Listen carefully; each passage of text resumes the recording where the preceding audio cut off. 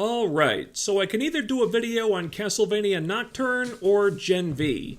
Normally, if I'm not reviewing individual episodes, I like to cover a whole season at a time, and Gen V only just dropped their first 3 episodes, so I'm leaning toward Castlevania right now, but why don't I just give Gen V a shot before I decide and see if there's anything about Episode 1 that grabs my attention? Are we really doing this? Oh my god. Oh my... Jesus fucking Christ, what the f***? Oh no, it's raining all of his meaty bits! Did nobody bring an umbrella? How would a superhero threesome work when one dude is on fire and the other one is magnetic? Like, mechanically, what would even go where? Ah, my b****s hurt just watching that. I gotta watch it again. You sick f***! Don't do it. Don't do it. Don't do it, don't do it, please don't do it, no, oh, God, what the,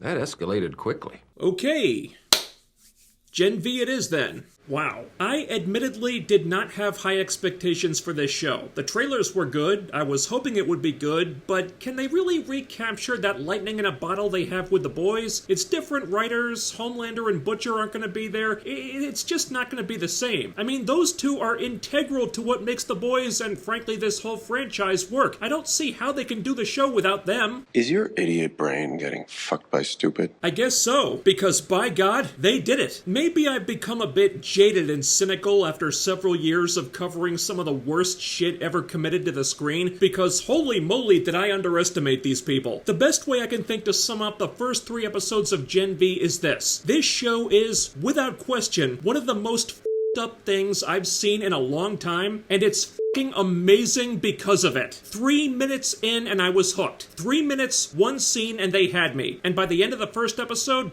forget about it. Every concern I had about Gen V was put to rest, and there's no way I was gonna wait until the season finishes to talk about it. Not this time. This is one of the best examples of a spin-off show done right that I can think of. All the best qualities of the boys are still here, it just uses them in a different setting with different characters to tell a different type of story that expands on this universe in ways that couldn't really be done on the parent show. And even though Gen V is trying to be its own thing, it always loves and respects where it came from. There are no direct crossovers during this initial pot of episodes, but the 2 shows are very closely connected. I was rewatching some episodes of The Boys a few days prior just to refresh myself, and I'm so glad I did. I highly recommend everyone do that before diving into Gen V. It's not necessary to understand what's going on, but it will add to your enjoyment so much because there were so many tie-ins and Easter eggs I was noticing that I might not have otherwise. There are numerous Vought employees from The Boys that show up. Sure, members of the Seven make cameos, but it's other people too. There's the lady who interviewed A-Train in, I think, 1 scene from season 1 of The Boys. She shows up again as part of the Vought media circus, and there are multiple characters who come back like that, even ones who have very minor parts on The Boys. I was having a lot of fun every time one of them popped up, and I'd go back and look for the episodes I remembered them from, and that made me realize 2 things pretty quickly. 1, there was a lot of thought put into this show if they're paying attention to very minor details like that. That's impressive. And 2, this is not a typical run-of-the-mill spin-off. This is very much a shared universe, and the show is better for it. And yeah, God knows everybody's trying to do the shared universe thing these days, most of them failing at it. Even Marvel can't tell their asshole from a hole in the ground lately, but this is crafted so well, I didn't even care how burned out I was on this concept. They 100% sold me on this right off the bat. I was in. So if The Boys is telling a story about this corrupt company that creates superheroes and turns them into products basically, Gen V is about how the products get made. It's an almost comically idyllic corporate-sponsored university where all the young, bright-eyed, aspiring soups go to learn how to be superheroes or entertainers or crime fighters actors or whatever and compete for the best contracts in the big cities. But under the surface, there's something very dark and sinister going on in this place with the staff and the faculty, because what else would you expect from Vought? And we follow a group of students at the school as they try to unravel a big mystery and figure out what the hell is going on, getting into all the same sorts of cracked out, superpowered hijinks we've come to expect from this franchise along the way, but with young adult angst and hormones added to the mix. And if that last part has you worried that they might potentially go down the CW rabbit hole, they don't. They make fun of shows stupid enough to do that. They take a potshot at Riverdale that's just priceless, while they go balls to the wall in the opposite direction. In fact, Gen V might push the envelope even more than The Boys has, outside of Herogasm. There are death scenes that are so shocking and gruesome, I was covering my face watching through the cracks in between my fingers. Superpowered sex scenes that are so messed up they feel like they belong in a freak show, and yet you can't look away. And it's not just for shock value. Some of it is, yeah, but it's so much smarter and more creative than you might think. The Boys franchise has always been deceptively clever and self-aware in how it feeds you information about this world and also mocks everything under the sun about the real world. I love a lot of the stuff they've done with the corporate angle, like how they satirize cable news and celebrity culture and have multiple social media channels devoted to in-universe Vought propaganda. That's great. Same deal with the Godolkin University stuff, by the way. But maybe the best thing about it is that this franchise is a rarity in today's hyper-politicized environment, because it is political, but it doesn't take sides. Sure, they take pot shots at the right, but they take just as many shots at the left, and also everything else you could possibly imagine. And when you take an approach like that and apply it to a cast of characters who are at an age where a lot of them have grown up glued to their phones and are dealing with identity issues and getting into activism and other potentially cringy stuff like that, there is so much ammo the writers have to just obliterate everything stupid about modern entertainment and tropes and politics and culture in general. Just absolutely tear it to shreds in the most hilarious, outrageous way you could think of. And it's beautiful. They mock people on the right. They mock people on the left. Superheroes, celebrities, social media, race, gender, political correctness, feminism, identity politics, and best of all, they mock the idiots that you and I encounter every single day who are hopelessly obsessed with all those things. They go after everybody. There's a self-aware joke in episode 2 poking fun at pronouns that made me want to reach out and shake the writer's hands, and also wonder how the hell they were getting away with this. Nothing and no one is safe from these people. It's as if they took every single obnoxious thing about Tumblr, TV, movies, whatever in the last few years, rolled it all up into a big ball, slapped a target on the damn thing, and just started blasting away. And the really crazy thing about it is that none of it feels mean-spirited. Yeah, they're having a lot of fun mocking everything in sight, but there's actually legitimate, intelligent social commentary going on here about a wide range of issues. Self-harm, eating disorders, mental illness, social media addiction, gender identity. And the commentary is so sharp that from what I've seen from perusing hashtags and whatnot, a lot of the people who are the intended targets of all this don't even realize that they're being made fun of. So whatever black magic the writers were trying to pull off here, holy crap, is it working like a charm so far. And I was really impressed with how they're able to cover all these things without being annoying or preachy about any of it. There's no messaging going on here. No eye-roll moments. They're not trying to make a point or lecture the audience about anything. They're just using these topics to tell a story, because it's all seen through the lens of this incredibly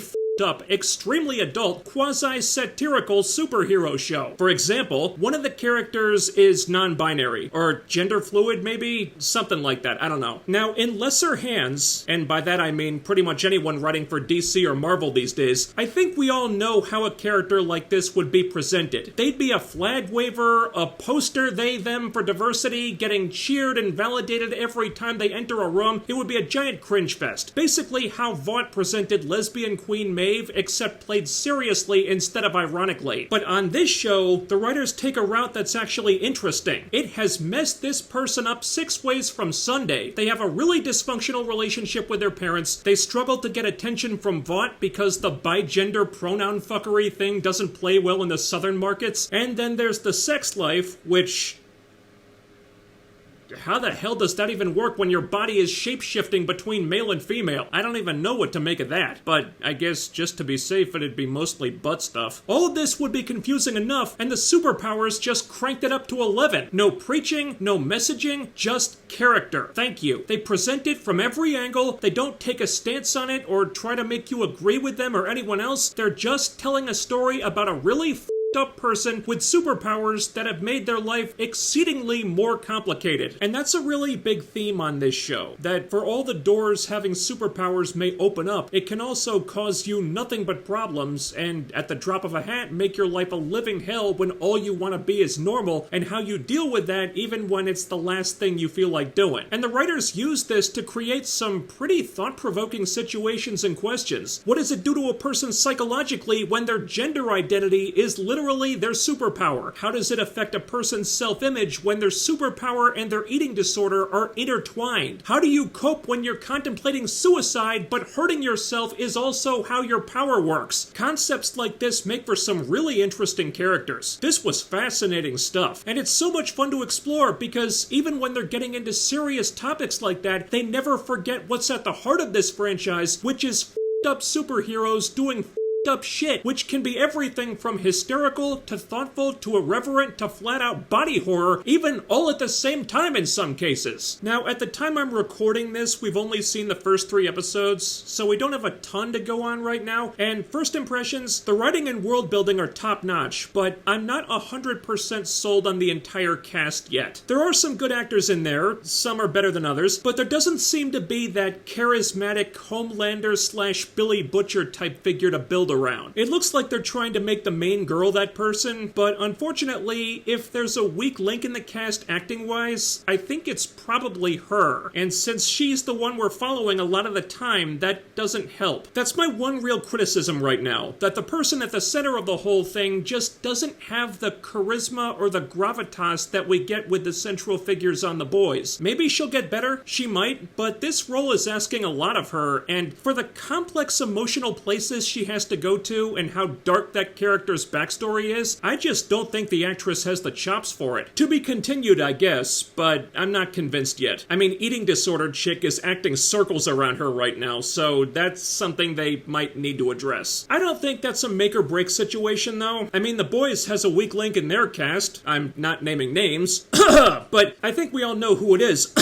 And it's not like that's killed their show or anything. And it's gonna be pretty hard to get a bad performance out of anyone when the writing is this good. It really does feel like the writers are ahead of the curve here, because there are so many aspects of this show where they clearly went in thinking, considering this character's power set, let's figure out the most awkward, uncomfortable, upsetting situation we could possibly put them in, and then do that, which leads to some very compelling and often shocking situations. So, when you've got a girl whose power is that she uses her own blood as a weapon, when does it kick in for the first time? I'll give you one guess.